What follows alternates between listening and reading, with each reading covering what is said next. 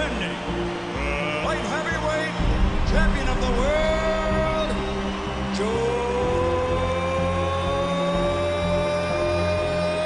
Calzaghe.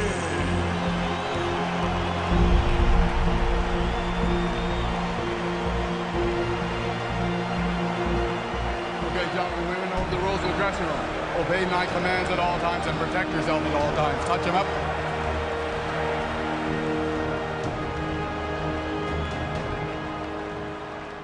It was like my life was flicking through all my career, looking around and just taking it in, just looking around thinking, look where I am. There's no way I'm going to throw everything away on my last fives.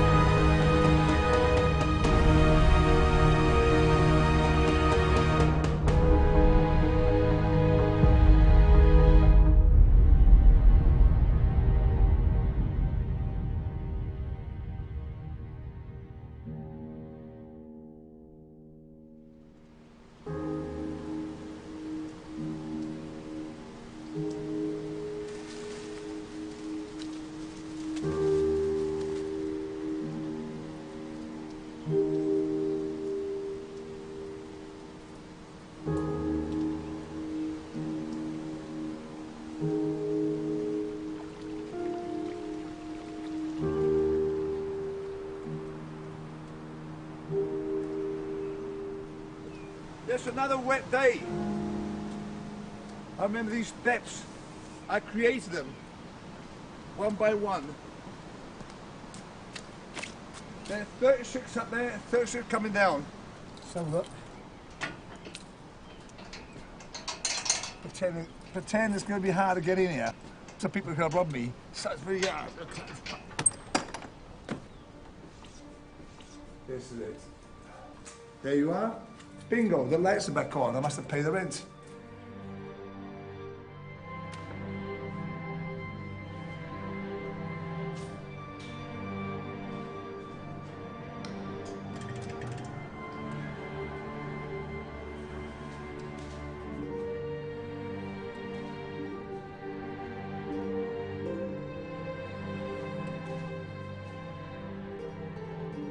You can imagine what it's like inside in here.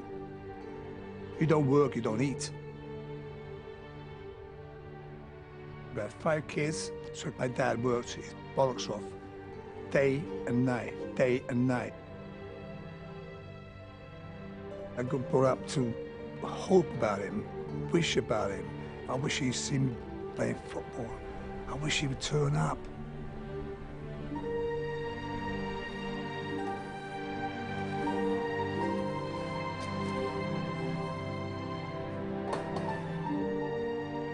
I knew my dream was to be a footballer. And he told me, no, leave football alone and try music, because my uncle wanted me to be a bass player.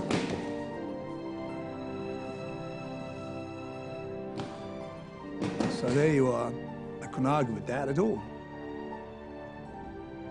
And then I became a musician. My dream kept going. I'm gonna leave Sardinia. I gotta follow the music. I gotta leave. And that's what happened.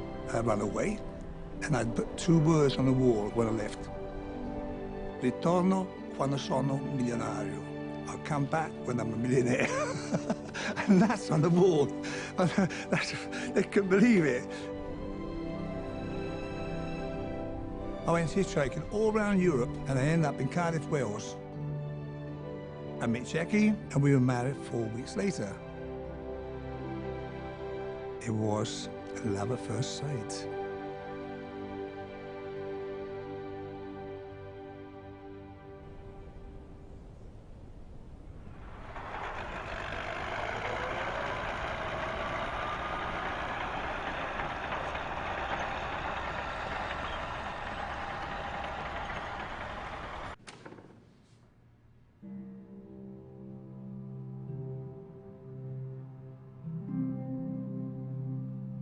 First time I actually hit something was not a punch bag. I think it was my dad's hands, a rolled up carpet, and settee cushions, watching the Rocky films. My dad, I think he worked as a bus conductor, but mainly as a musician, you know, he'd do gigs. My mum was a housewife, obviously myself and 2 younger sisters. So yeah, it was pretty hard. Dad had a, pad or something, didn't he? He bought Joe one of those stand-on pads. That's right. For Christmas, and I just remember Joe just punching at it, and Dad was like, oh, he just noticed something different about Joe, the way he was doing it. I just picked bits and pieces of Ali, the way he threw his jab, Sugar Ray Leonard. You know, I copied a bit, you know, and I let him do things on the bag, on this ball. Not with any intention to turn him into a boxer. I always remember the first day going to a gym, like a little tiny, skinny little 9-year-old. Actually, it was quite frightening, because I remember walking in and just the smell of the gym and the sweat and see big guys with the noise on the bags as the bags were swinging around. And I had this nervousness. Wow, you know, never see anything like it. I was made of wood and tin. It was always freezing cold and dusty and dirty. Basically, the council said it was so unsafe. It was going to fall down any time.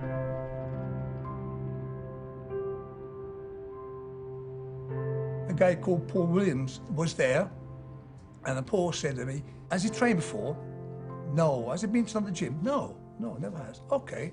Put your hands up. I think he tried to stand me as a right-hander. Obviously, me being a lefty, I'm a southpaw. So I stood straight up, put my hands up. You know, and he said, like, double jab left, and I'd done exactly what he said. You got an open class boy there. So open class, I didn't have a clue what that meant. I asked everyone, hey mate, do you know open class, what that mean? That means very special. And Joe came back and said, Dad, I liked it. We were taking a walk with my mother. She kind of, thought there was something wrong with him because, with all his gestures all the time, just punching the air, Oh, he was trying to catch flies, mosquitoes. He knocked flies out, believe it or not. He did. It's not a joke. I realised I'm never going to play for Italy or Juventus or Wales or for any team like that. My hands were a lot quicker than my feet.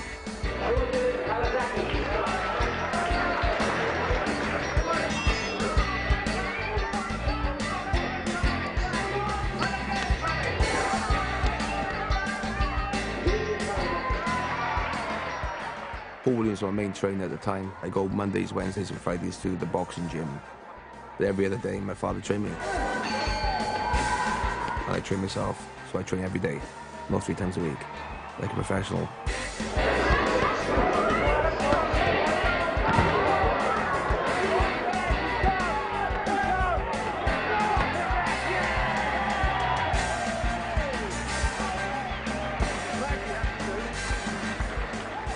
It's his choice to be a boxer, not me making a boxer. He knew himself how good he was. He knew. In the red corner from Wales, Joe Calzaghe. Just being the champion, being the winner, to become the best. And that's what motivated me more than anything.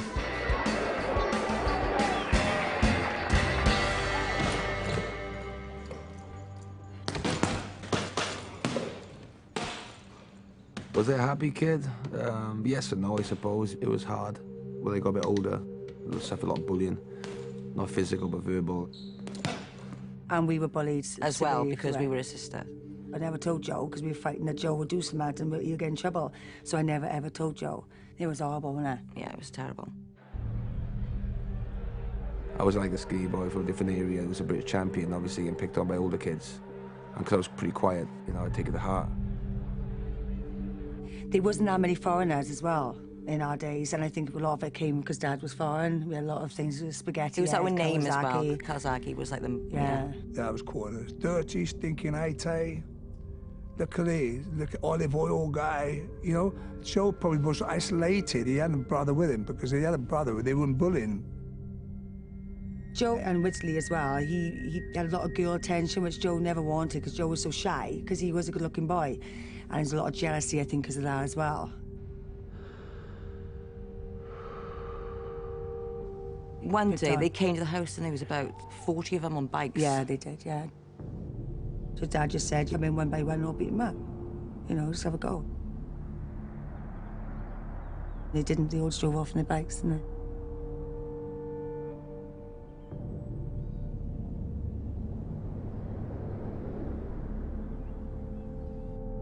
It's very difficult to talk about.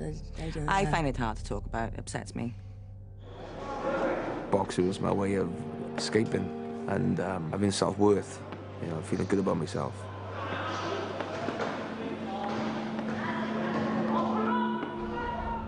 I think that when he was taking the physical pain, it was taking his emotional pain out, because Joe is such an emotional person. He's so sensitive, it's unbelievable. And I think that was his way of getting, when he'd come from school feeling so hurt, that he would go and do that, and he would get that anger out.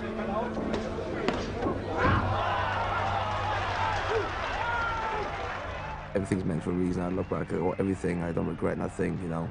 Maybe it toughened me up, maybe it made fighters that tried to bully me verbally. Maybe that education in school made me strong. Joe Calzaghe, 18 years old. From Newbridge Way, Joe Calzaghe. He really has got something going for him out there. You know, my trainer in Pauline wanted me to turn pro with him. He come up trying to maybe sign something to manage me. I was still a kid, and I thought, I can't do this. The experience now of Michael Smythe catching up with Calzaghe. He's good, but he's got to be careful.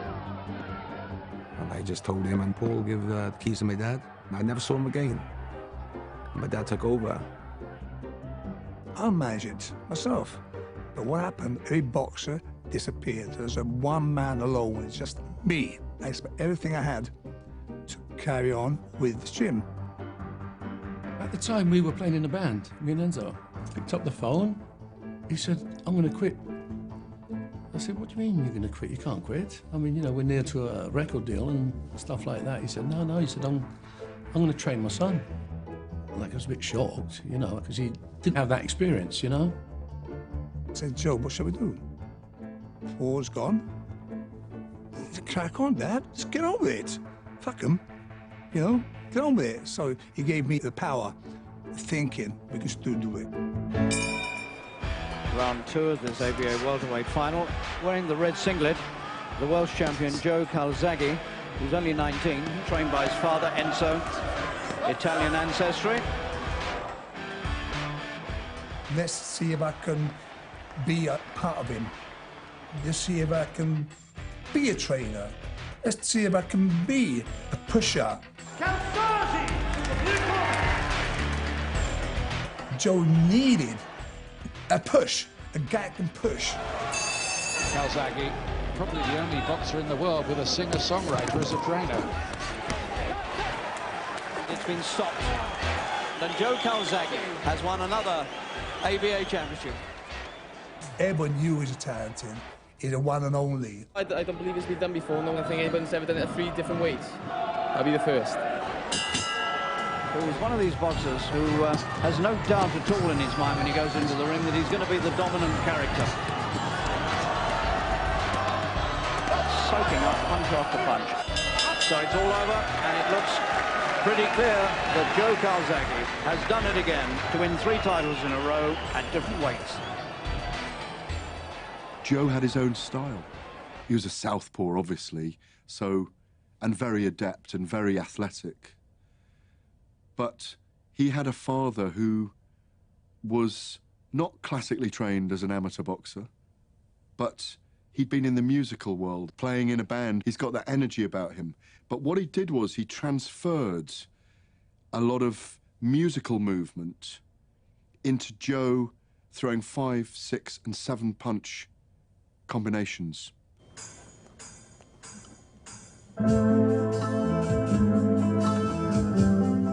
Doesn't every song start off with a verse? Which is jab, jab. After the verse, you're going to be late. Bring it forward, bring it forward. Then you got the chorus. 1, 2, 3, 4, 5, 1, bam, bam, knockout part. What do you formation? What do you want to after? What do you want to? Bang, jab, bam, I remember I turned professional in 1993.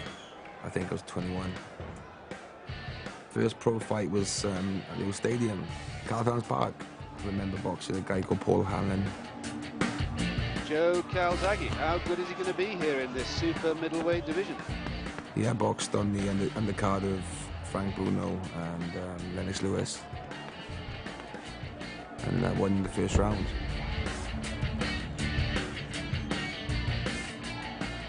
Obviously, I stayed on after watch the fight with Lennox Lewis and Frank Bruno, and you know, to be in when the crowd was full and the sense of atmosphere was amazing, and it's good tingles. I used to think to myself, this is what I want.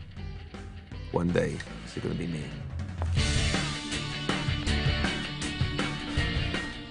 Get up in the morning, rain, sleet or snow, just go for a run. Go to the gym, go home, come back and train again. That's it, every day, every single day. I run, I jab, I work with him before he did it. And that's what Joe loved. I was just trained 12 weeks before the fight. The first few weeks will be hard, then get into the groove. Start sparring. You had different combinations like A's, B's, and C's. We'd like throw 300 punches around possibly. What have I got a machine gun in my hands? 7 shots, you can hit him with 4. 5, you can hit him with. Common sense. Why not make boxing the same way? Rock and roll, bam, bam, bam, bam, bam. Numbers. You're going to hit. A lot of the boxing writers, what he picked him was their tip for the top. And look at the clusters here. Rosamond is taking a thorough pounding here. The referee has got to step in, and he has. 4 straight wins for Joe Calzaghe. Wife Mandy is there. He's something of a family man, Joe Calzaghe, who never leaves home during his training. That's the way he likes it, and you have to respect that. I was knocking everybody out. The first 21 fights, I knocked 20 out. 16 the first 2-3 rounds. I was named as Young Fight of the Year.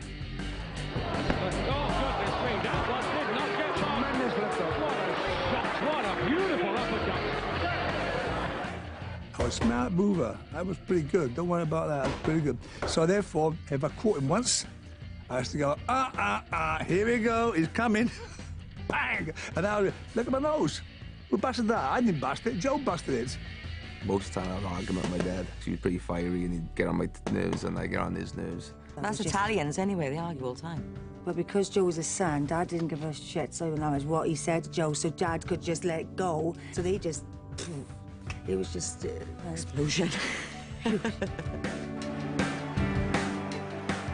Never saw a contract, still on my £300 a week. That was it, man. It was difficult from the start.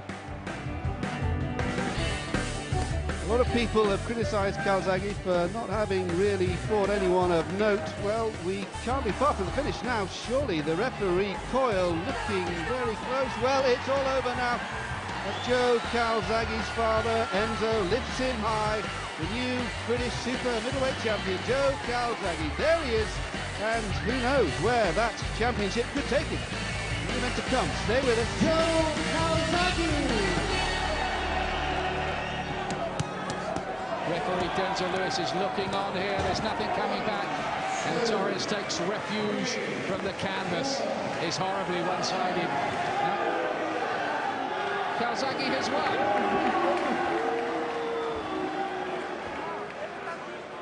Are you getting a bit fed up because they keep putting you in these high-profile fights and then everybody moans about the quality of the opponents and said, oh, well, what's Joe Calzaghe proved now? I mean, what's your reaction to all that? It's nothing to do with the class of the opponent. People are saying that, but people don't realise just how good I am. And until I'm fighting for a world title, then they're going to see what Joe Calzaghe is all about, because I'm going to destroy anybody who's going to get in the ring with me. I'm only on 70% so far. When I get that world title fight, that's different. You're going to see how what. Well, let's bring in Frank Warren here, who's saying off microphone there was nothing wrong with that opponent. Explain. Well, you're saying that Joe, that the opponent that Joe had in front of him tonight was no good. I don't think he was a particularly great fighter. I'm not criticising Joe's performance. He's done the job. I mean, what do you want to see? You want to see him have a 12-round war or something, and then you'll be satisfied? It won't happen because they can't take the power, they can't take the hand speed. He's done well at this level. He will be stepped up another level. He will fight for a world title. It will happen this year, and I don't agree with what you're saying. You're doing him a disservice. He made him look bad, but his style of boxing was unique. So they always had something against what Joe was achieving. And I've got to say this now, it pissed me off big time.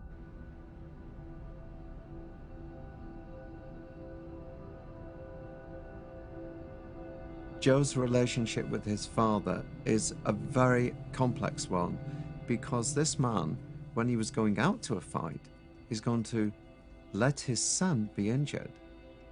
The son was going to trust his father, who's sitting at his corner. And I think it is an immense accolade to both Enzo and Joe that they managed to keep that relationship, a very, very unusual relationship, but it seemed to work. He's going to be worried. He's going to have fear. He thinks I'm going to win, but it's stressful for him as well. It's not like he just trained any other fight. He trained his son. That's about to get in the ring with somebody who's going to try and knock your head off, you know? My son is going to a sport that's going to be very dangerous, right? And Joe knew that and accepted the consequences. My mum, she's totally opposite of my dad. Yeah, she never wanted me to box. She said, oh, Joe, you know, do something else. But what are you boxing for, getting punched in the head? I've never been to any Joe's fights, no. I couldn't bear it, no. It's horrible. It's a horrible feeling. And I did see Johnny Owen going down.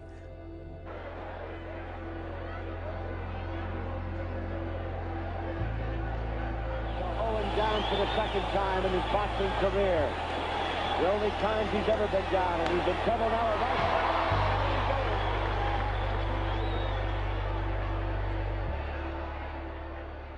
And I can remember he went down and he didn't get back up.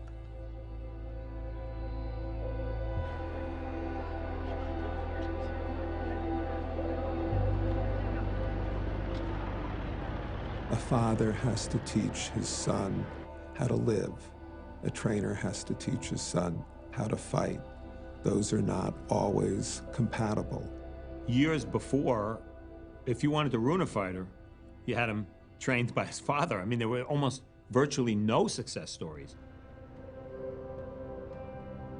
I'm not a masochist. I'm a father, but in that ring, it's war. He chose to go to war. I chose to be with him in the war.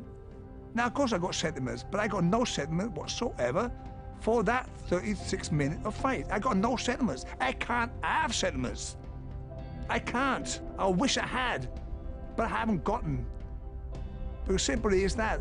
That's my kid. I'm putting to war. I'm putting him to war, right? He's got to get out that war.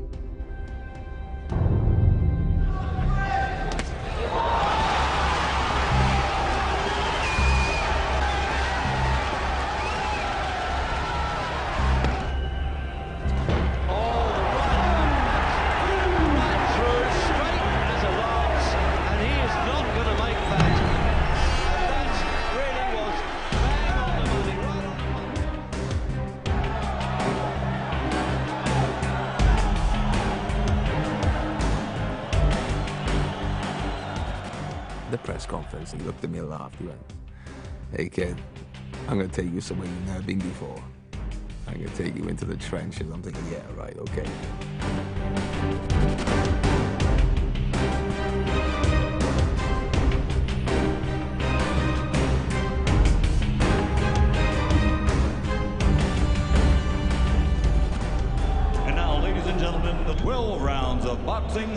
for the vacant WBO Super Middleweight Championship of the World.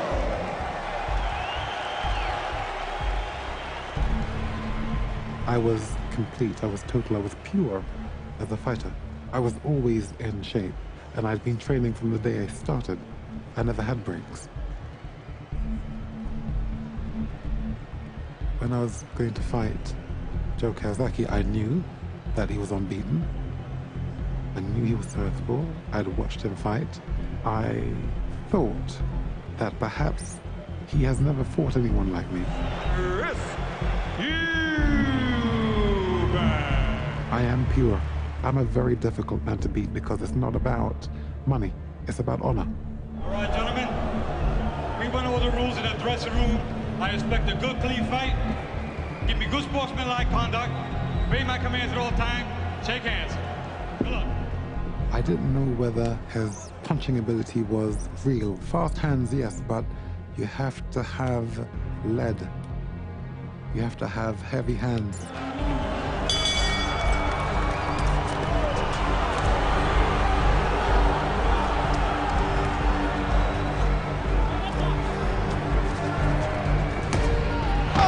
Puts you back on the floor. What a start from Calzaghe!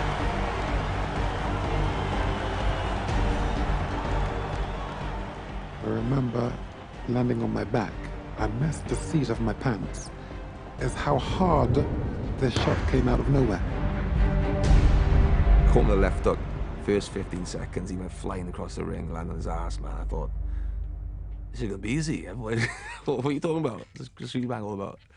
Bingo! Fucking dropped him down and I said, fucking this, Joe! That's brilliant! Excellent! That's still going to last another round. Fucking brilliant, get on with it.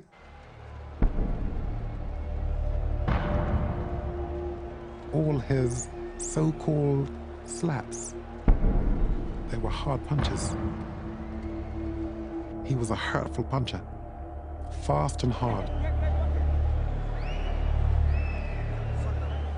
And at that point in the first round, I knew I would have to be resourceful. Motherfucker. He got up and he was a good fighter. He was a good fighter. Good body shot from Eubank. 2 or 3. Calzaghe there answered a lot of questions about his heart, his chin, his determination. And his right to be here.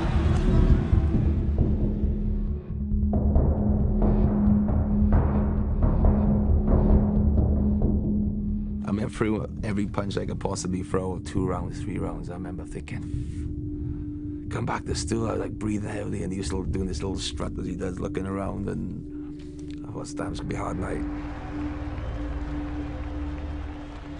I knew in the 11th round, 12th round, I'd still be there. And if he isn't the real deal, I'll break him in those rounds. You're doing good. No one stops me. It's just a thing. Eubank again goes for the fast start. Can he break Calzaghe's resistance? Trust me, after 7 or 8 rounds, I felt I had nothing left in me. And wanting to win and just, coming through the pain barrier and getting my second win. And he was right. He did put me through the trenches. That's how we do. That's how we do. We're real. Oh, big left and a right. And Eubank, how did he stay up from those? Calzaghe landing a good left hand there. It's a good exchange from him. Eubank come back at him, let him go with right hand. He just cannot put out Calzaghe's fire, though. And he stood strong. He had it all.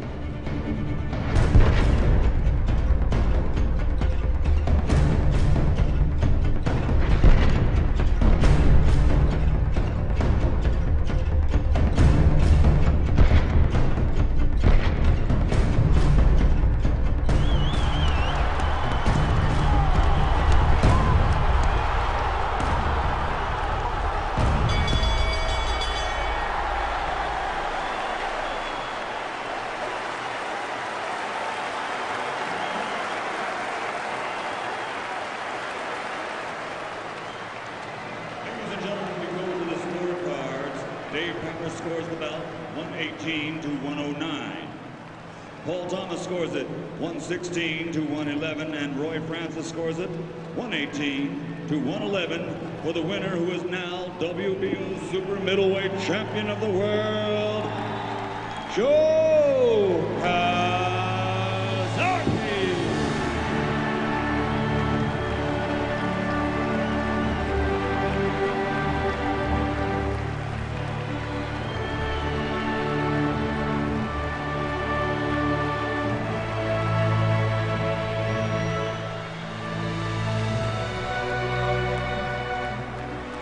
Joe Calzaghe, world champion. How does that sound?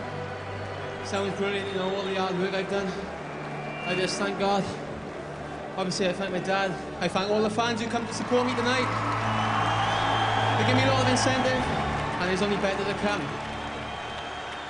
I was not that familiar with Joe Calzaghe prior to him winning his first world title. But when he beat Chris Eubank, that was very exciting. And I realized this guy might be something. Unfortunately, then, he made a string of defenses that were mediocre at best. It was difficult to get excited by him in terms of rating him among the very best. Calzaghe wants that finish here, and he might get it too, and it's stopped.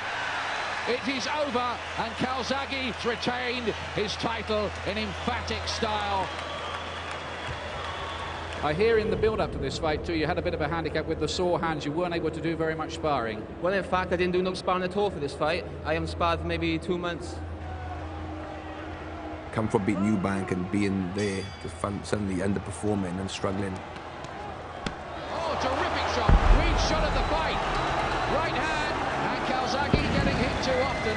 He must have lost that round. Very disappointing. It seems very much like he's losing his power. He used to have destructive punching power. Maybe that's beginning to evaporate. We'll try and find reasons in a moment.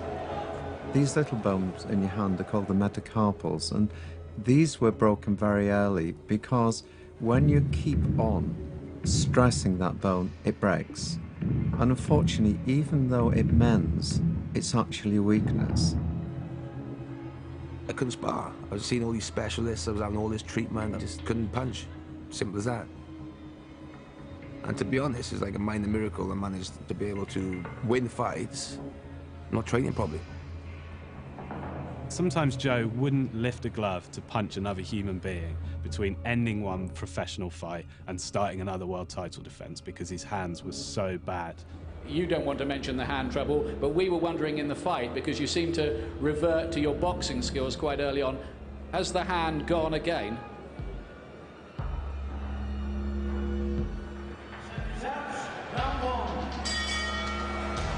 I think last year he was thinking he was going to become a millionaire overnight and his path would be paved with gold. It doesn't work like that. It doesn't. It's a very tough sport and a very tough business, and you know, Calzaghe's beginning to learn how tough it is. Frank Warren there, not happy with Joe Calzaghe's performance there, I think. Good shots going in from Brewer now. This is a bad patch for Calzaghe.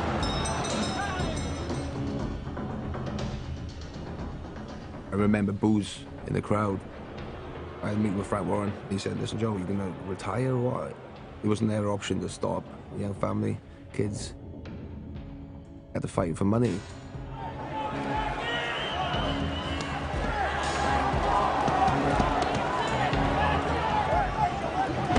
Calzaghe's down!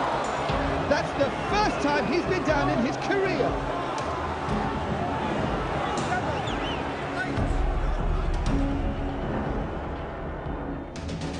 First time back in the ring in 8 months. He's had a back injury and there's been some domestic problems in the background.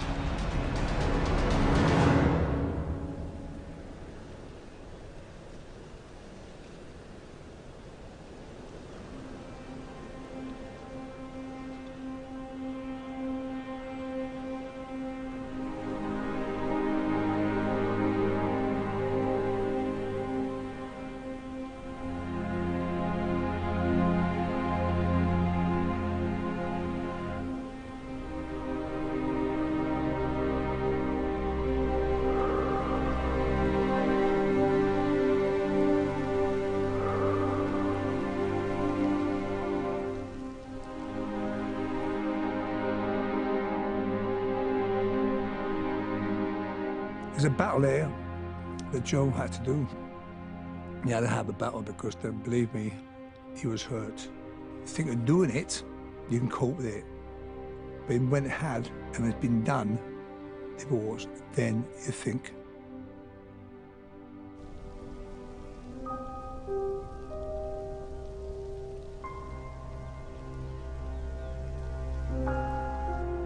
Truthfully, I didn't think he'd box anymore. I had to find a format to make him interested, that he had to train for this fight. Now, how you block that out? I couldn't block it out. It happened. It's reality. He had some fight. He had that in his mind. So imagine a guy got a fight. Can he concentrate on that? 12 rounds for a world title. His career could be going straight away.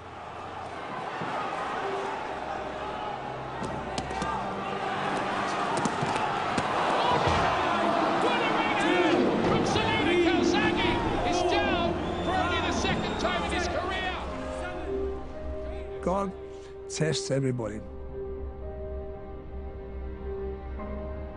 It's what's inside of you that counts most of all. It's what's inside of you.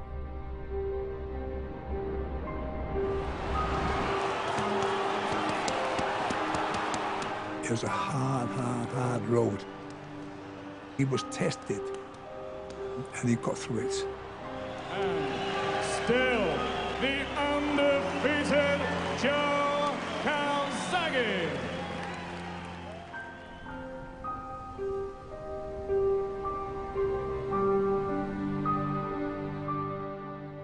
I think I was 34. I was 8 years of world champion. Not really given the respect in the States for doing what I did. There's no doubt that there is an American bias when it comes to boxing. We have dominated the sport for the better part of 100 years. So as a result, he never got the credit he deserved from American fight fans for the simple reason that he was British, even though he was undefeated and even though he had a very lengthy title reign.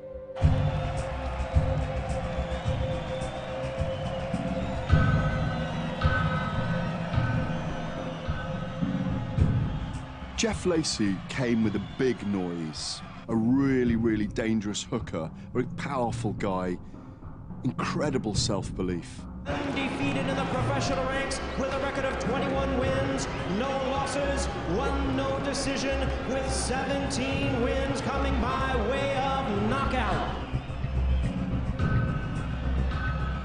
He was hyped as a smaller version of Mike Tyson. He had the body and the story of his pro debut not happening because his opponent saw him take his shirt off at the weigh-in and left town, got into a bus and left. I'm not fighting that guy. Here is the undefeated IBF and IBO super middleweight champion of the world, introducing Jeff Left Hook Lacey. Jeff Lacey had been a U.S. Olympian and was knocking everybody out with this big left hook, so hence the nickname Left Hook Lacey. His physical makeup was different to Joe. You know, he looked like a condom stuffed with walnuts. You know, he was properly built, Jeff Lacey. From what we had seen, at least in this country, of Joe, we saw a fighter who was often technically inferior, slapped with his punches, was not the hardest guy to hit. So as a result, it was an easy pick, and virtually, I would say 95% of the U.S. media picked Jeff Lacey to win and fully expected him to knock out Joe Calzaghe.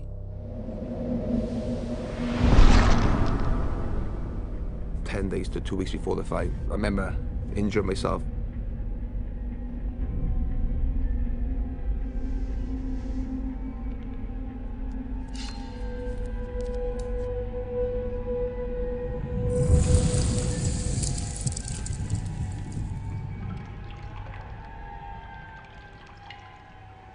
Under no circumstances did Joe want to fight Jeff Lacey with a damaged hand. Joe started to believe this guy really is that good.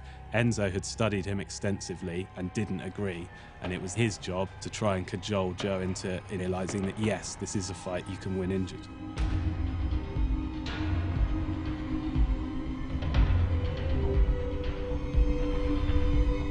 Have you seen him?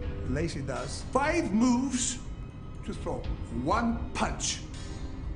Do 5 punches in 1 move, you do. I wanted to pull out the fight because I actually doubted myself. Scared of failure against this bad guy from America. Do you know what happens if you don't fucking fight the fight? They call you a coward. They call you every name under the sun. If you can forget your boxing career, you're over. And my dad said, you have to fight this fight. Joe, if you want to fight 1 arm, it doesn't matter.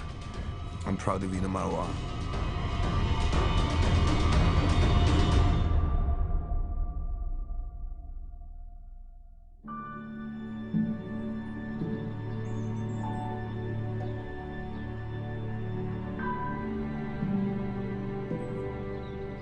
The day before the weigh-ins, I wake up and there's like a couple of feet of snow.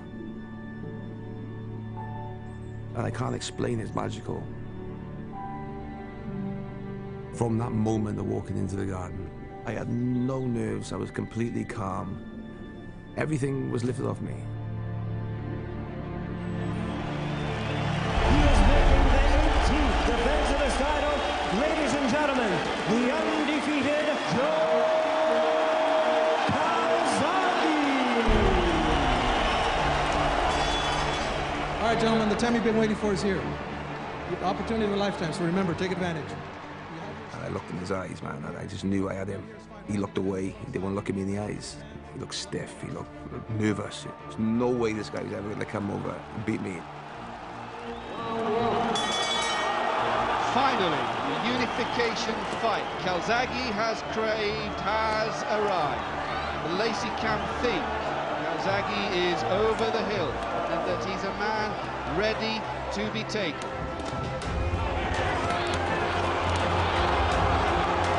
As Calzaghe gets hit, he starts going into a tear-up. Remember, the left hand is the fragile one. He can't afford to have that one damaged. Listen! By the way, solid jab now, based on 2 shots. I want 1 round now, you box his ass off. Lovely right uppercuts. It's all Calzaghe at the moment, but there's a long way to go, and a little contemptuous smile from Calzaghe. You cannot keep that pace. He's saying to him, don't worry, man, don't worry. He's gonna cool down now. Don't worry about that. Look at that superb flurry of punches. I said, Murray, there might have been 9 or 10. Round 8, the guy's looking at him. Where's the cool down? Dear me, that face is just a mess. Look at the eyes of Jeff Lacey. Didn't beat him. Schooled him. Fantastic, winding up the right hand, showing the jab, eating with the left hook. If it was a ballet, it would have been Nureyev. It was just magical. I can remember not sleeping for 2 days after that fight. A man dance with another man, like he was blessed, like something was shining on him, landing punches and avoiding punches like you've never seen before. Joe's right foot was sort of nailed to the canvas because he would pivot on it on an 90 degree and just, and he was gone. And Lacey was punching mid-air. Finally, he'd painted a masterpiece that you could see was there. 12 rounds of brilliance.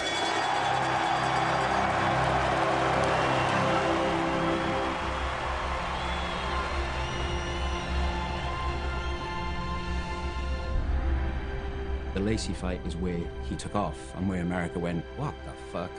Who's this guy? Joe, with one hand, forced into the fight, didn't want the fight, truly delivers. That was one of the greatest performances I've ever seen live. It ignited something in the public and in the media. Thanks to my dad. Without him, I wouldn't be here today. He's a great trainer, great dad, love him a bit. Thanks to my little kids, Joe and Connor. I'll be home see you Monday. I love you both. He's just come up to me and whispered in my ear, Dad, you're right. I was right. With an F in, of course. Dad, you're right. I told you, Joe. I told you, Joe. And we kissed each other in the rib.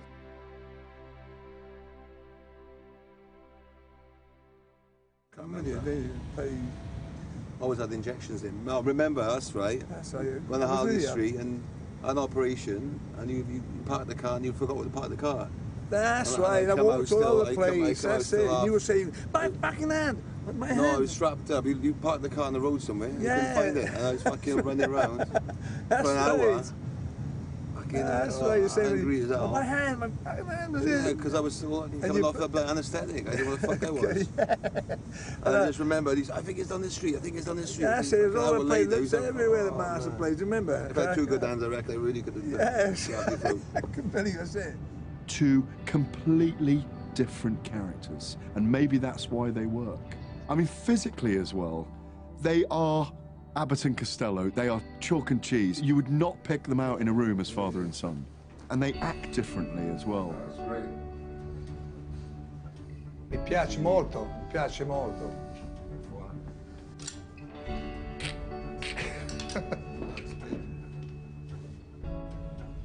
The energy that Enzo speaks with and enunciates with and flies around a room with is the same energy that Joe then explodes with when he fights. Calzaghe's throwing punches by the dozen. Referee might stop it, Ref's having a look. Referee's having a look. He stopped it! He stopped the fight! Joe Calzaghe! That one came from nowhere! A father and a son. If the son is fighting professionally, they are a unit. This makes a formidable team. You see, your father will never mislead you. And your father is always going to tell you every single thing that is a liability. I think he's thrown away. I think he's thrown away, Joe. I'm trying to fuck you straight. He always knew in the corner. He always knew if I had a bad round, I could have 6 good rounds or 1 bad round. And he'd mouthing off and swearing and, come on, what's going on? But, you know, he knew how to get to me.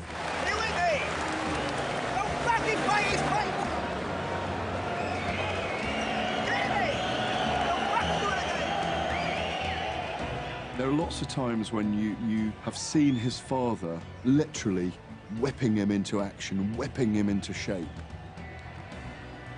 On fight night, I was not his dad, forget that.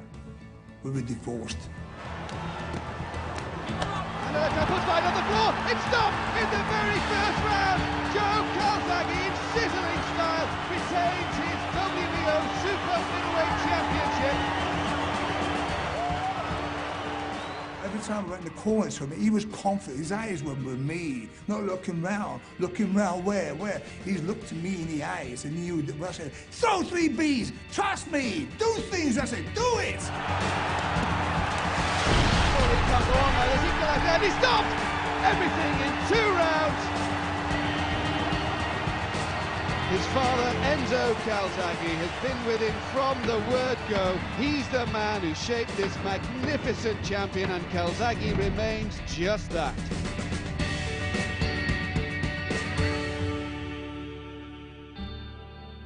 At times, you need a trainer who's a psychiatrist. At times, you need a mother.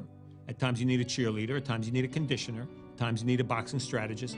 And the fact that Enzo, with really no boxing experience, was able to create a fighter, help create a fighter as good as Joe is absolutely mind-boggling. Forget the fact that he's his father, just that he was able to do that as a trainer was remarkable.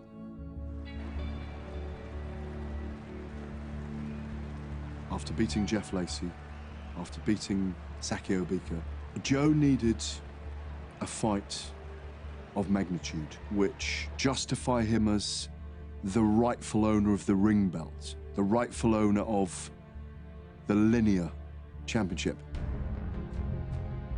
And Mikko Kessler, by far, was the biggest name in my weight. I was the Ring Magazine champion, WBO champion, IBF champion. Mikko Kessler was obviously WBC, WBA champion, and he was undefeated in like 39 fights, so everything on the line.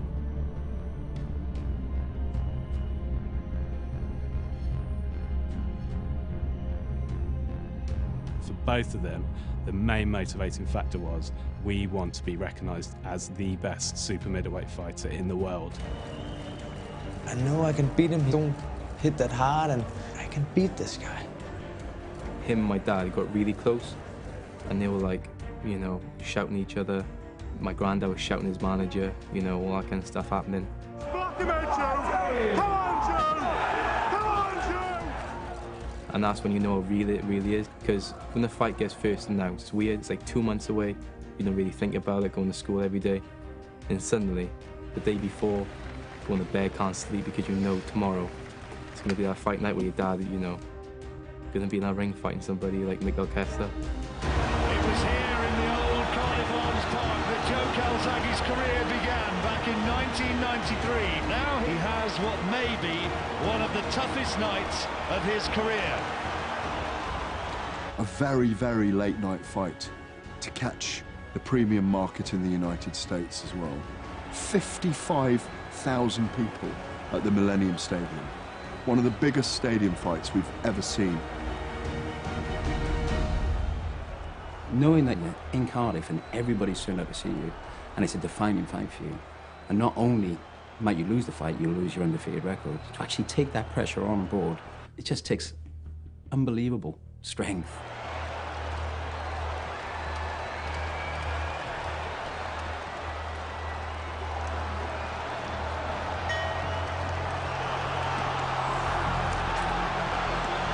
Trying to wing the shot around that straight left-hand lead of Kessler, who started well. That's a decent right hand from Kessler, and a good left jab, and now Kessler's starting to come in, and he's looking for Calzaghe. Good right hand, good work from Kessler. Mikkel Kessler was fantastic. Strong, lovely movement, crisp timing, heavy shots. Mikkel Kessler was schooling him. Great uppercut from Kessler. Calzaghe takes it though. Terrific shot from the Dane. And these are dangerous moments for Calzaghe. The crowd had been silenced. The dragon wasn't breathing any fire.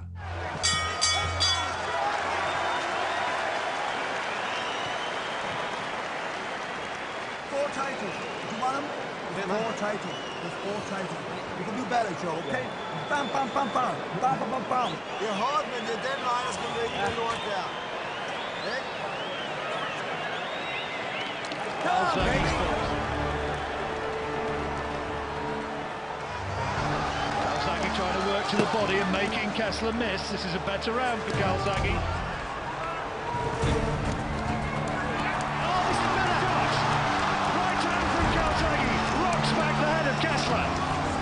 What I was saying about Calzaghe, John, he can adapt and he can change his style.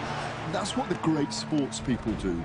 Muhammad Ali could change the pattern of a fight. Lionel Messi can change the pattern of a match. And that's what we saw in this fight. Good round, though, this for Joe Calzaghe. Good uppercut, left hand from Calzaghe. This is a big round for the Welshman. He's bossed this last minute.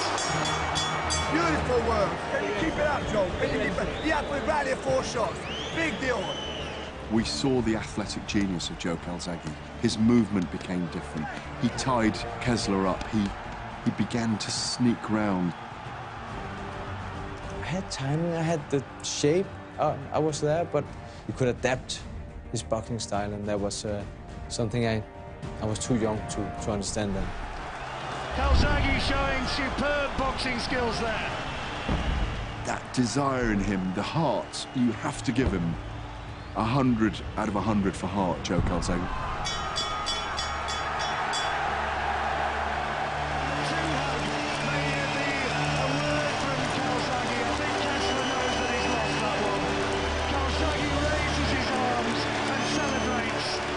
Of 35, maybe his biggest test has been this one.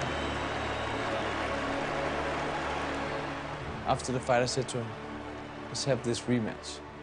He said, no, Mikkel, tonight was my night.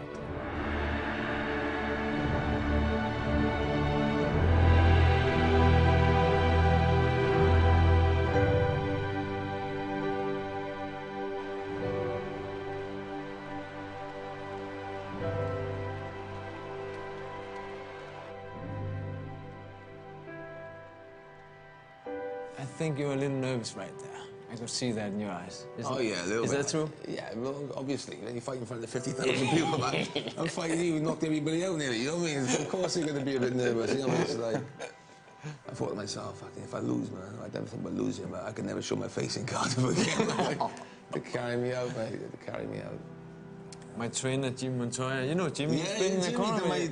my bandages. Yeah, he said me, when you hit Calzaghe with that right, you should have come back with the left hook. I only threw the right hand, you know? Yeah. So. Thanks. Yeah, hey, your father is happy. That bastard. Oh, fuck. Come on. Come on, man. As I said, I hate watching my fights when I lose, but this is good. This is okay. Oh, thank you. This is okay, man.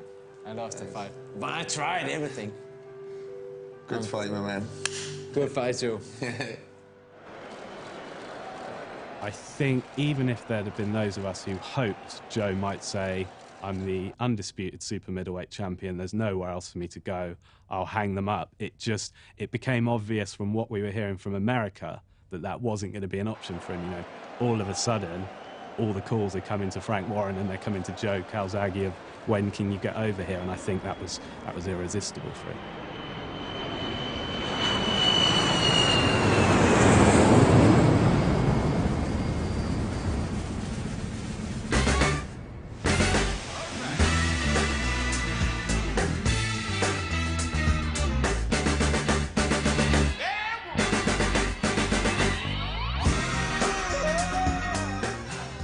You need to go to the States, be recognized by the American press, by the American writers. You have to go there.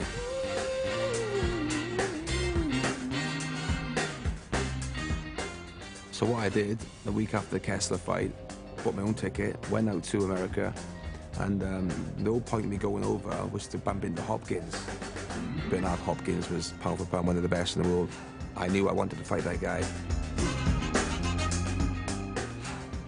Hopkins was in the press room, and I could see him come in, so I was doing interviews, and Hopkins was on the other side of the room. I remember him making his way towards me. 25 years of box on this face, man. It's for a reason. You fought in every reason. Because you fought over in Europe. Because you fought in Europe. You could be Kessler? You fought in Europe. Kessler is not in my league, man. It was like the school playground. Fight. There's a fight going on over there. And of course, that's where Bernard famously said, I would never let a white boy beat me. You're going to lose. If you fight, you will lose. If you fight me, you will lose. I'll never let a white boy beat me. I ain't never been beaten by a white man. I ain't never been beaten by a white man. And we were just like... You can call it any statement you want. Anybody can print that I would never lose to a white person. I can't wait, man. I thought, yes. I loved it. I thought, yes, this fight's going to get made right now. And all the cameras, before you realise it's on, rang up Frank Warren. I said, listen, the fight's been made.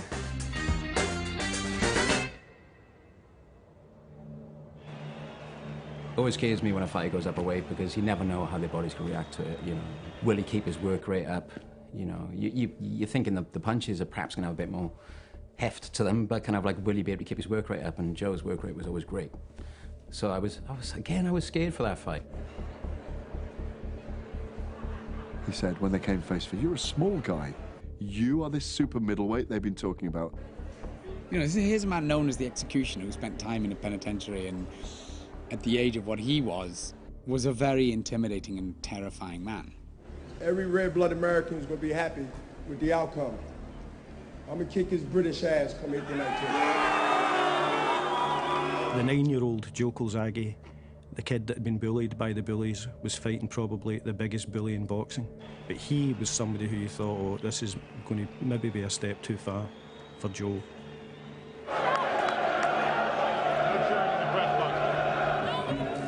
Remember the weigh-ins, and I've been thousands of people queue up for a weigh-in, and all the Welsh flags, Welsh banners, and Hopkins come out, and they were booing him, and he must have looked in the crowd thinking, I'm fighting in my country, and it's like all Brits and that. It was brilliant, and you know, it's like no other. The British fans are the best. Welsh fans, British fans are amazing. They don't do it anywhere else in the world. And British fans will travel and come watch you fight. I remember when getting off the plane in Nevada, thinking, who turned off the lights in Wales when they left? Because everyone was in Las Vegas. You couldn't move for Dragons, and that's all you could hear was that slow, super Joe, super Joe, super Joe, super Joe, super Joe Calzaghe. Yeah, I know that one. Yeah, we peaked at the anthem. It felt like Cardiff out there. The amount of supporters who went out there, and everyone, so it was like that mini community going around. So, oh, you're from Wales, da da da da. Yeah. And it was a great buzz. 7,000 people travelled over, which was extraordinary. The fans everywhere, just having a great time. So many Welshmen there. Catherine Zeta-Jones and Tom Jones and Howard Stringer, the head of Sony, and all these crazy Welshmen. Al Pacino as well. Which is all, I just literally just remember shaking his hand as well. And I was like, this made that even better. You know, you can feel the atmosphere, you know, but you don't really see anything.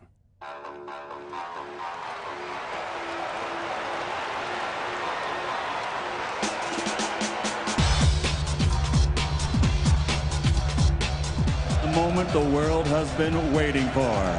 12 rounds of boxing for the linear and true light heavyweight championship of the world.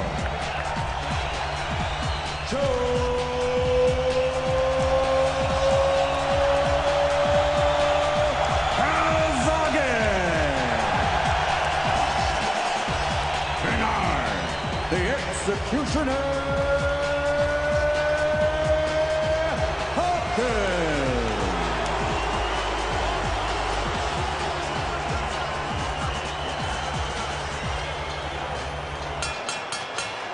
Talking ends, the action begins. Calzaghe against Hopkins, 12 3-minute rounds.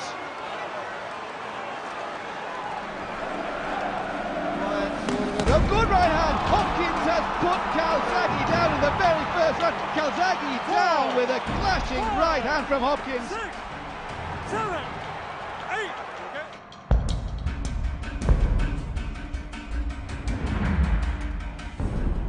He goes down in the third, that's so straight, right? And we're sort of meters away. You sort of hear the, you go, down he went, and we just went, this is it. This is going to end how we hoped it never would.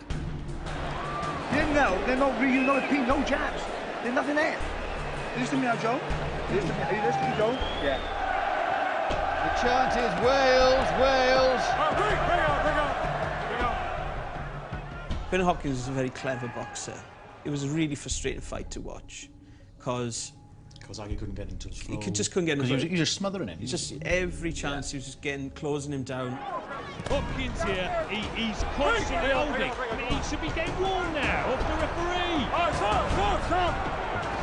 He's holding again.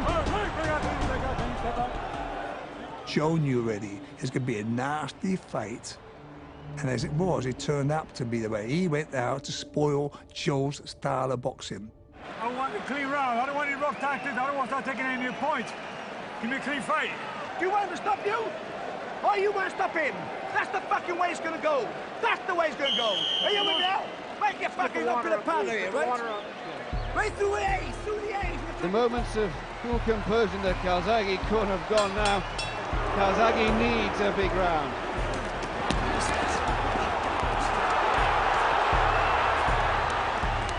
Is starting to make his left hand produce music upstairs. Can you keep it going, Joe? Yeah. How'd you feel? It feels good, Joe. I load the left hand, start getting left, right, left. Sucker for the right hand, come back to the left hook. Dane him, right hand, left hook, he's going to work all night long, I promise. I think the second and the fifth rounds could have gone either way. It's difficult to come to a conclusion as to who won the fight.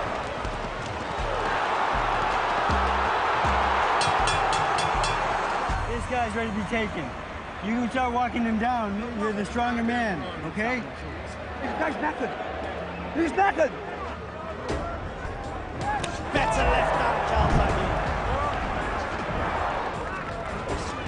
Joe Calzaghe will finish the fight having landed more punches than anyone's ever landed against Hopkins in a CompuBox counted fight.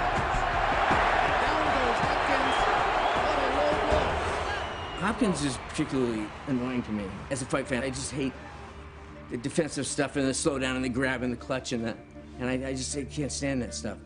And Joe was a great anti that. I wonder if Hopkins is choosing to stop Calzaghe's flowing momentum here. Is it an Oscar-winning performance, or did Calzaghe land the foul? Hopkins still grimacing. Calzaghe waving to the fans, suggesting this one is now going his way. I think this guy's ready to be knocked out. Yeah. Trust me! Trust me! Trust me!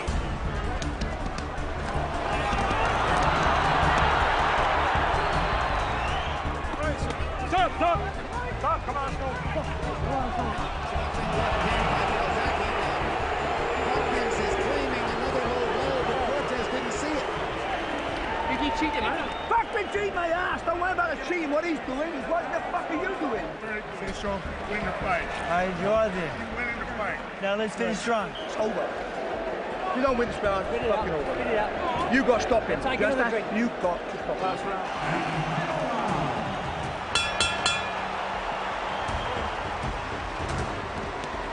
This could be a difficult fight to score. American judges tend to favor aggression fighters, fighters who come forward. There was no real consensus of who was winning the fight, and I can honestly say that when the bell rang and we went to the cards, no one around me with any conviction had an idea one way or the other who was going to get the decision. Punches continuing after the bell, and both men celebrate.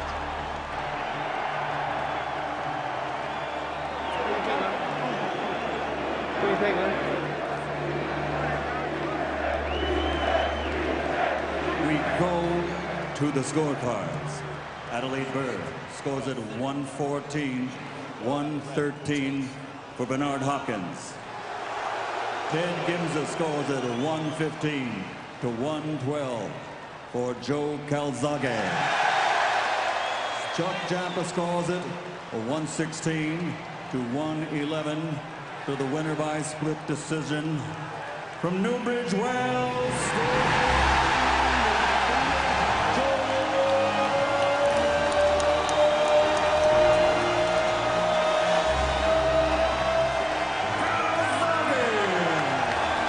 The celebrations begin. Aggression has paid.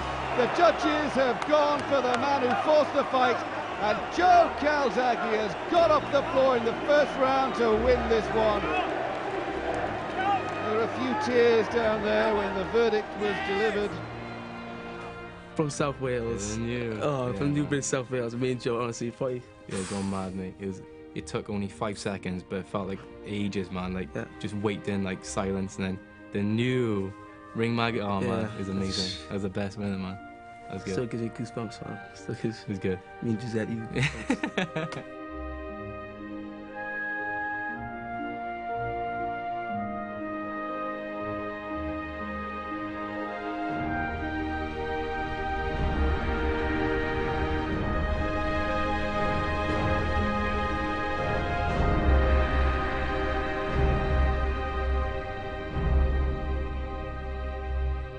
We kept asking him if he was going to retire, but he kept, you know, oh, one last fight.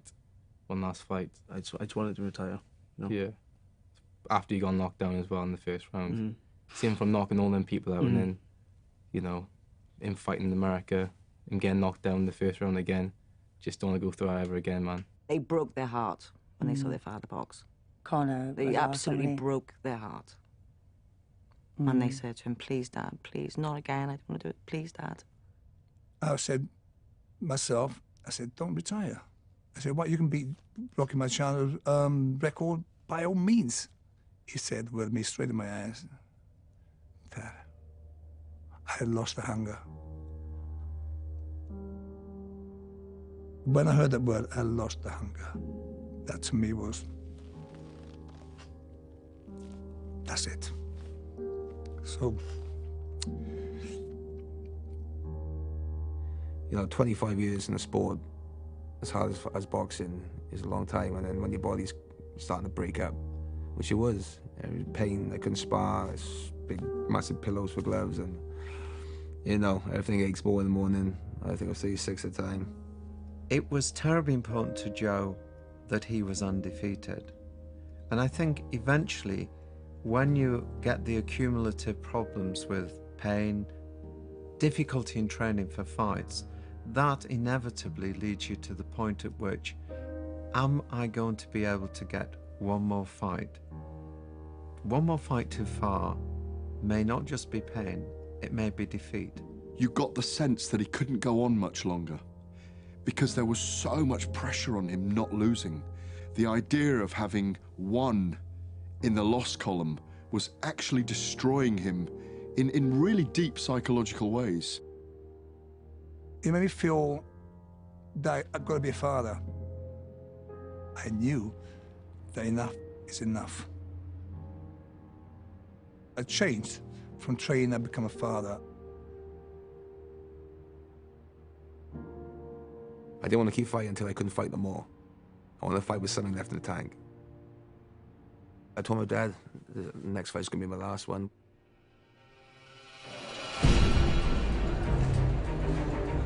Who better to face than another American ring legend, Roy Jones Jr.? A man the same size as Joe, but when he steps into a ring, he looks 6'6" because of his extraordinary wingspan and reach and speed. Roy's ready. He's more ready now than he's ever been in the fights that I've trained him for the last 18 years. There was no one else, really. No one of that stature. So far, who's got the 45-0, mate? Who's got the 45-0? Stand up and praise Joe Calzaghe. He's got 45-0. And on the final ladder, he's 46-0. The answer goes for Joe Calzaghe. Thank you. Finished off my career fighting one of the greatest fighters has been. And fighting in Madison Square Garden, you know, that's all the motivation I need. On Saturday night, you're not going to see a good fight, you're going to see a great fight.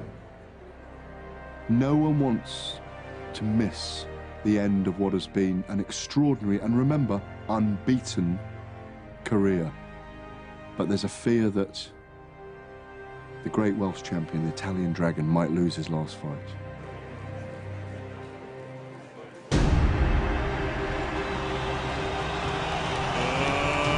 Ladies and gentlemen, from the Mecca of boxing, Madison Square Garden, New York City, USA.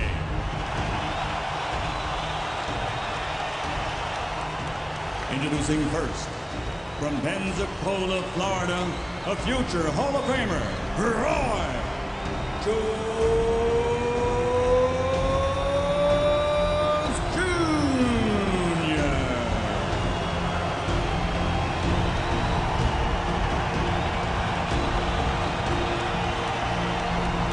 Introducing, fighting pride of Newbridge, Wales, former undisputed super middleweight world champion and reigning, defending, undefeated, light heavyweight champion of the world, Joe Calzaghe.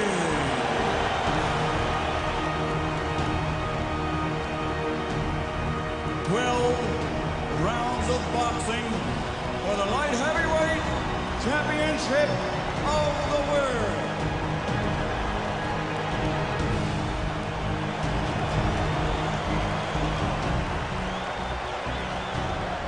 Okay, gentlemen, we went over the rules of the dressing room. Obey my commands at all times and protect yourself at all times. Touch him up, bell ring, come out fighting. Okay, gentlemen. Joe Calzaghe, Roy Jones Jr. here in New York for the Ring Magazine Light Heavyweights Championship of the World.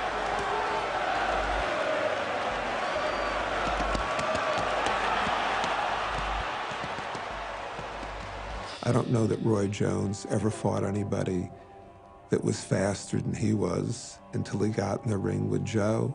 And I'm not sure Joe ever fought anybody who was faster than he was until he got in the ring with Roy.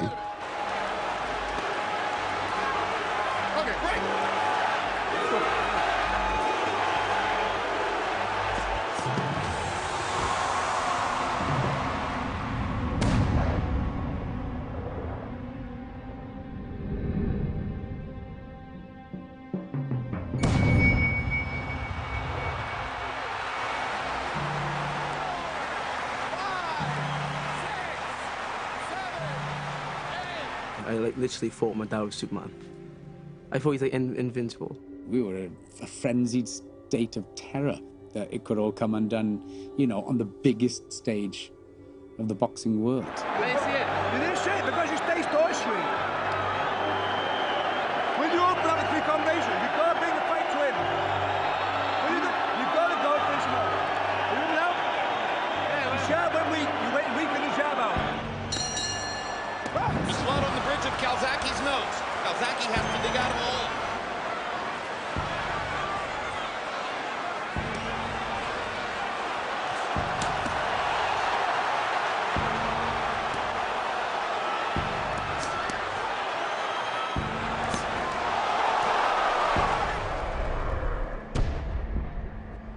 He can't put the winning method in his life, in his heart, while he's boxing, that comes from himself personally. There's something that creeps in his mind. I shall not lose.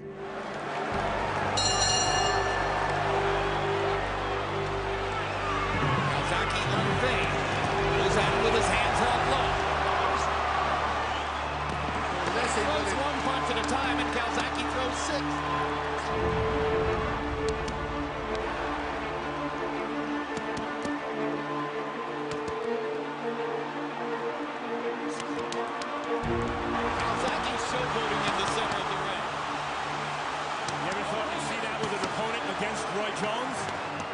Roy Jones Jr. was the ultimate showboater. He could do everything.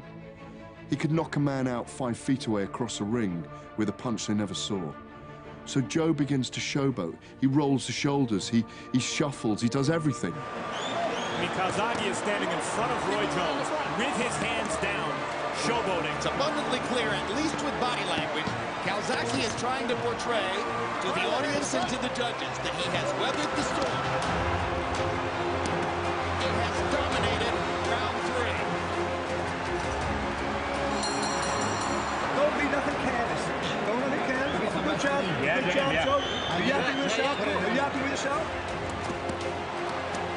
Left hand by Calzaghe, follows it up with a couple of body shots. Another flurry by Calzaghe. Roy may be momentarily hurt. He's hurt. Straight left. Blood above the left eye of Roy Jones. Joe was sticking his face out. He was just sticking his face out and just screwing with Roy's brain. And Roy had done this for years to people. Roy's never experienced this, and I think that the fact that Joe can do this all night. And then when I was watching that, I thought, that's jazz. It's smooth, it's silky, it's sneaky, it's syncopated. It's just jazz. Calzaghe dropping his hands and staring at Jones and watching the blood flow and going back to work. He did everything but knock Roy Jones Jr. out, and he probably was there for the taking. Why didn't Joe knock him out? Maybe because he wanted to savor those last 36 minutes. It was as if he was saying, I've loved this. I want you all to see me doing everything I can do here today, and it's goodbye. And it was like my life was flicking through like all my career, like where I started.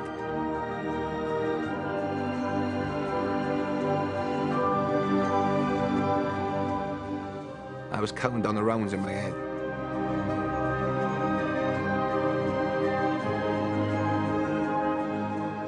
Just looking around thinking, look where I am.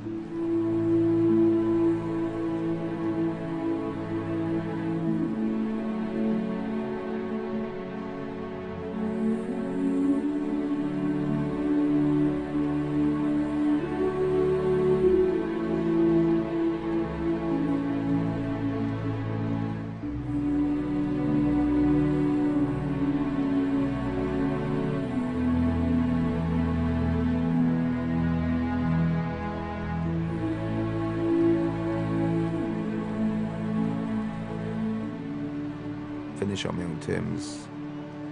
Money can't buy that. Money can't buy that.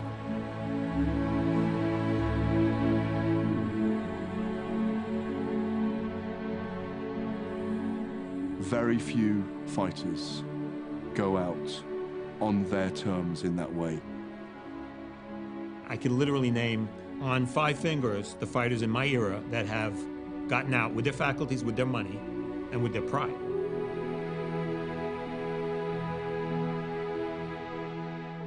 I give him a lot of credit, and it says a lot about his sense of self and the understanding he had that he had more than half his life still to live after boxing. People still talk about him, and people kind of still want him to be around. You know, and there are not many people that once they go away, you know, the only thing that people start talking about is just like, you know, I wish he was still here again. You know, that's a big achievement.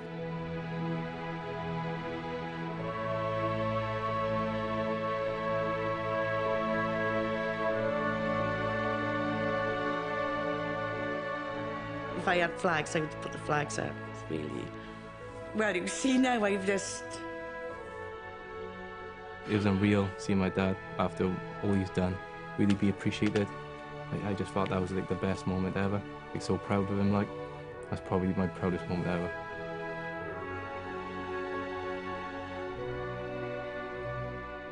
I respect him as a father for what he's done for us.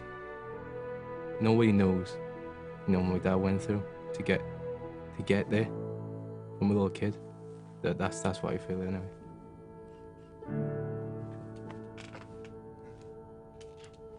Want to come in, Joe?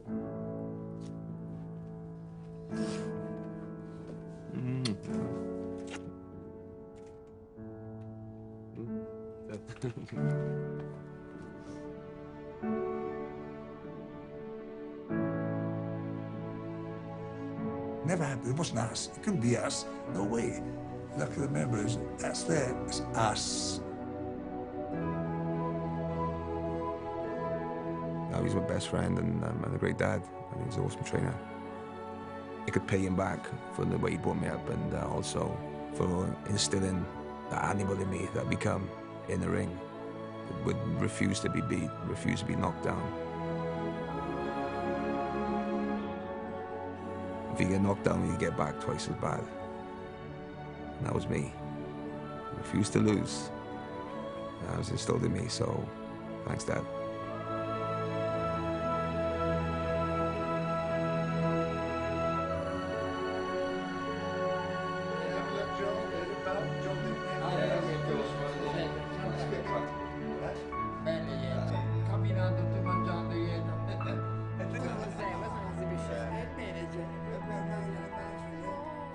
It's been a brilliant ride. I'm a happy man and I'm thankful for everything I've got. Nothing's come close to family, children, and health. Nothing matters unless you got that.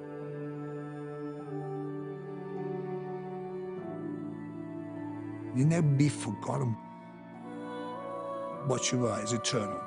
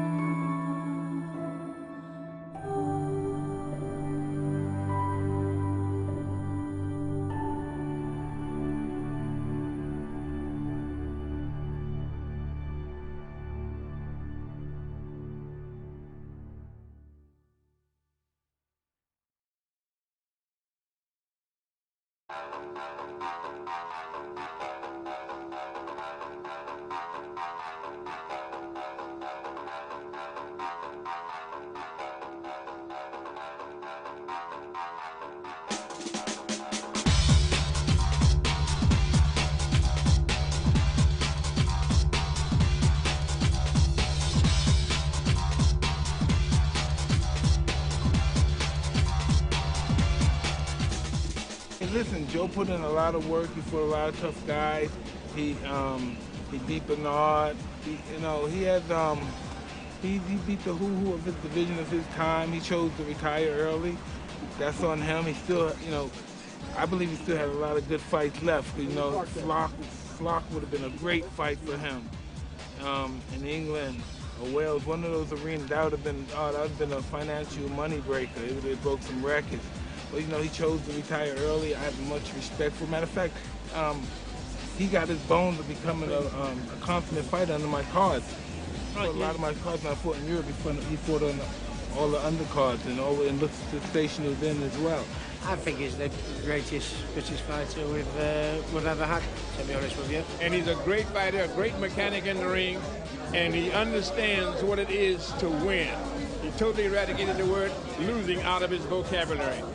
He comes from a division where in England we had a wonderful era back in the day with Benn, Eubank, and you know. I mean, to have your dad in your corner, you know you're not going to get ripped off. You've got your old man here who loves you. Father don't let you slide.